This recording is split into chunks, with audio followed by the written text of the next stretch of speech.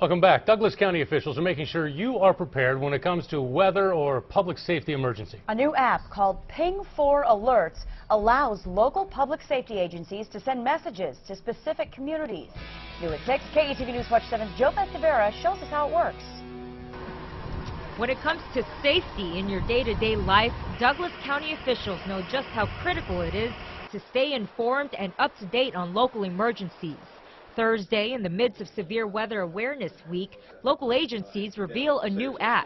Public can not only receive weather alerts, but they can also receive public safety alerts. From weather alerts to Amber Alerts to fires and power outages, the app called Ping 4 allows you to set up alerts relevant to where you currently are. One of the more unique features of the app is something called geofence. So for instance, if you happen to be inside this particular building and an emergency event were to happen, all Ping 4 users would be notified immediately. Or set up areas outside of Douglas County you'd like to keep your eye on. You add them up here, and you put in the location that you want watched. Douglas County Health Department Director Audi Poor speaks from a public health standpoint. Let's say we have a power outage and we want to inform individuals how to keep or how to throw away food or how to keep it safe.